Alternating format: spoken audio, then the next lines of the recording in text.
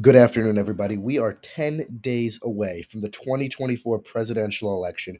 Time has just completely flown by. Here we are. I made this YouTube channel 4 years ago going into the 2020 presidential election between Donald Trump and Joe Biden.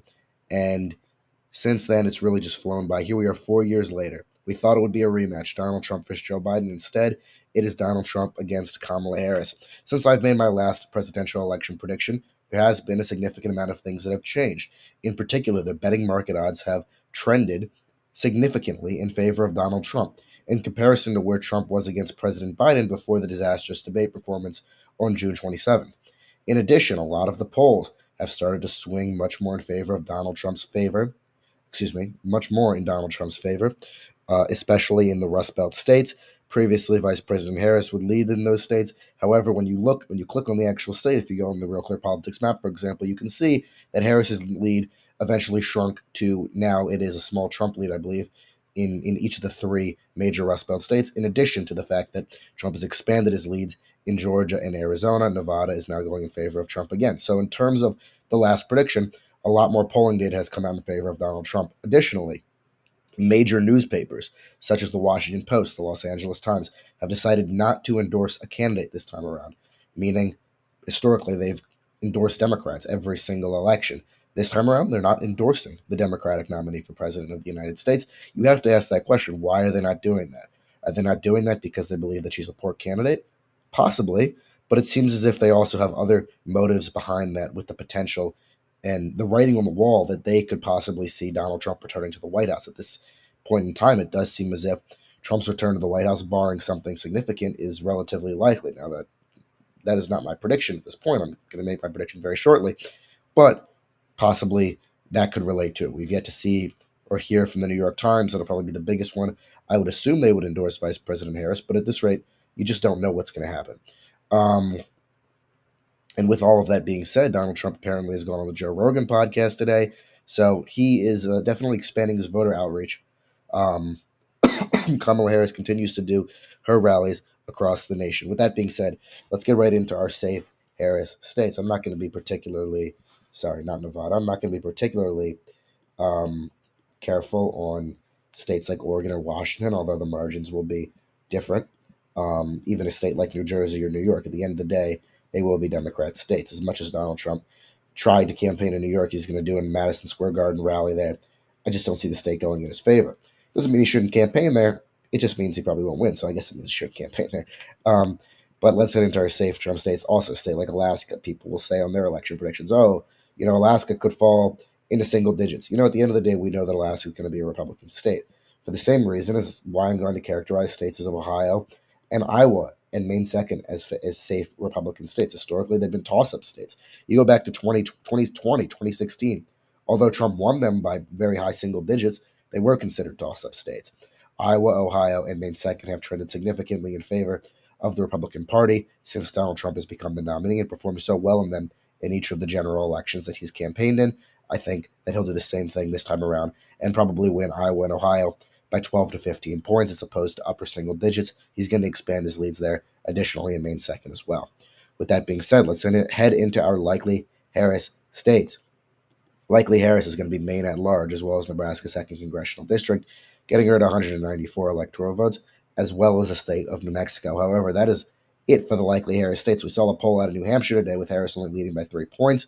Recent polls out of Michigan suggest that state is going to be relatively competitive this time around. Trump is actually doing a rally there a few days before the general election. He seems as if it's in play. If you go back to 2016 and think historically, Trump was campaigning in Wisconsin. And many people at the time were asking the question, why is Trump campaigning in Wisconsin? He has no shot.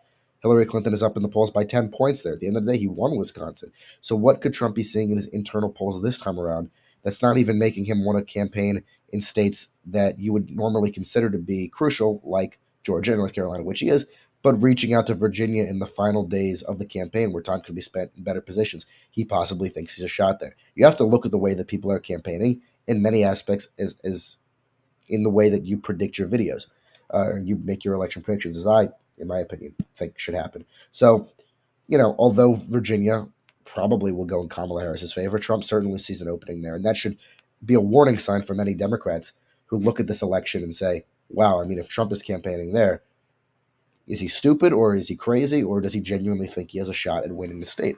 And I don't think that Donald Trump, as much as there have been attacks on him over the last decade, is stupid or crazy. So I think that Virginia is in play, and I think that it's a telltale, the fact that he's campaigning there, for what could happen this election. Likely Trump states, this will be the state of Texas and Florida. I'm hesitant to bring states like Georgia and Arizona into that likely category. I don't think they will be likely. I think it will be in the lean category, but I do think that Donald Trump has expanded his lead. Um, Kamala Harris's honeymoon period has begun to fizzle out, and it's honestly the worst time for the honeymoon period to fizzle out 10 days before an election. But given the fact that there was no real Democrat primary, that Joe Biden was essentially forced to step aside by people inside of his own party, including Barack Obama, Nancy Pelosi, Chuck Schumer, et cetera, et cetera. Kamala Harris was brought into the forefront and became the nominee. She's been in the nominee position for a few months now. However, that initial, gain in favorability that you saw in the polls seems to be relatively artificial. And that could be one reason, one major reason why her polls are dropping, because of the fact that she's untested. She didn't make it through a primary process. And that's a significant disadvantage that the Democrats have. The fact that Kamala Harris is incredibly untested. She's new. She's been in politics, but she's not been the Democratic nominee for over 4 months. I mean, it's been such a short period. She never had to be primaried. She was given the endorsement as soon as Biden dropped out of the president of the United States. Shortly after, she got the endorsement of Barack Obama, a little bit after, but it was all shored up at that point. Donald Trump, on the other hand, has been tested for years at this point. So many allegations and accusations and things have been thrown at Donald Trump, but he's a very resilient politician. I like people compare him to like this mud monster. You throw more mud at him, it's not going to stop him. He's just going to get bigger. He's just going to get bigger and stronger. So whether or not you agree or disagree with everything that's been levied against him, he's been impeached twice. He was indicted. He was convicted. They took him in for a mugshot. He was almost assassinated. They tried to take him off of the ballot so people couldn't vote for him. The Mueller investigation, Stormy Daniels, you can go on and on and on. The amount of sheer scandals that people have tried to plague Donald Trump with to take him down hasn't worked. So Trump has resilience in this scenario compared to Kamala Harris. And that is a significant advantage for Trump, especially in this point in the campaign where Democrats are seeing their hopes slip away at this election. And there isn't anything that they can do about it because it doesn't matter if there's an October surprise in many aspects. It doesn't matter if General Mike Flynn comes out and calls Donald Trump Hitler. Yes, it does matter in the sense that it will inspire people to possibly try and kill Donald Trump, which, maybe could be a reason that people are saying that. But it's not going to sway the voters. It's just going to sway crazy people to come out and, who, if you really believe that Donald Trump is Hitler, you're going to try and kill him. If you think that Donald Trump is Hitler, he's the worst thing imaginable. There are going to be people that try to do that. So that's only one of the few reasons, but I don't understand it. And that's a reason for Trump's resilience is the fact that there's nothing that can be said against him that can change the minds of voters at this point. It doesn't matter at this point. It's all irrelevant. With that being said, lean Harris states, it's going to be the state of Minnesota, the state of Virginia, and the state of New Hampshire. They'll all lean in favor of Kamala Harris. Minnesota, of course, Tim Walz on the ballot. Certainly helps her out. Virginia, I think she'll narrowly hold on. And New Hampshire at the lean could be likely. I know there's been polls that have shown Harris leading bigger there, but I do think that Harris's lead is shrinking nationally. And if it shrinks nationally, it certainly shrinks in New Hampshire as well, taking it down to a lean state. Lean Trump states. This will be the state of Nevada, the state of Arizona, the state of Georgia, and the state of North Carolina, getting him the 268 electoral votes. In addition to that, I think the state of Pennsylvania is also leaning in favor of Donald Trump, giving him the presidency, 287 electoral votes. All of those states, they're all the 7 toss-up states, are favoring Donald Trump at this point. That's why Democrats are scared, because they've historically not favored President Trump in his reelection campaigns. The states of Michigan and Wisconsin are tilt states. Donald Trump gets 312 electoral votes at this point in time, flipping the Rust Belt back in his favor. That's why Democrats are scared, because especially states like Nevada, especially states like Pennsylvania, Michigan, Wisconsin, have polled very negatively toward Donald Trump. And he's outperformed the polls 2 times now.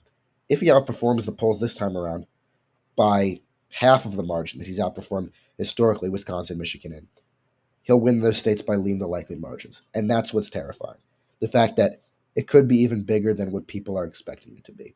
Now, with all this being said, it doesn't mean that Kamala Harris cannot win the presidency. She certainly could win the presidency. But Donald Trump is in a very, very strong position to be reelected president of the United States and get 312 electoral votes. There is a very real possibility. I know that so many people online, and my predictions historically over the last month or two, have shown this race to be neck and neck.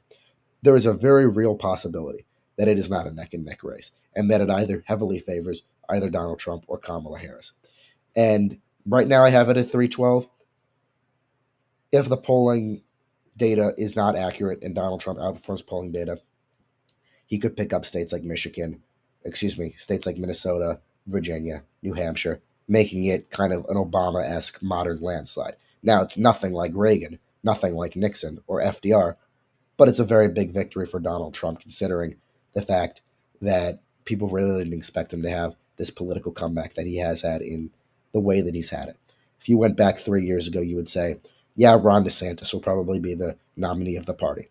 Trump has a chance, but Republicans are moving on. I think to the Democrats' detriment, a lot of the criminal allegations and indictments that they inflicted on Donald Trump in Georgia, in New York, across the country, in D.C. with Jack Smith, actually, as I said, went to their detriment. They helped Donald Trump win the nomination for a third time. I think that if they just laid off of Trump and let him do his thing again, now Ron DeSantis was not a good candidate in the nomination process, but there is a chance that there could have been somebody else that won the nomination for the Republicans. But now they're stuck with Donald Trump, and frankly, I know people would think that Nikki Haley would have been a better candidate. The truth is that it would not be as strong of a candidate as Donald Trump. Donald Trump is one of the few candidates, in my opinion, that has a very real chance of winning. With that being said, thank you for watching this video. Please make sure to subscribe to the YouTube channel. Stay updated for more notifications and more predictions as we move on to the election, and have a great day. I'll see you all very, very shortly.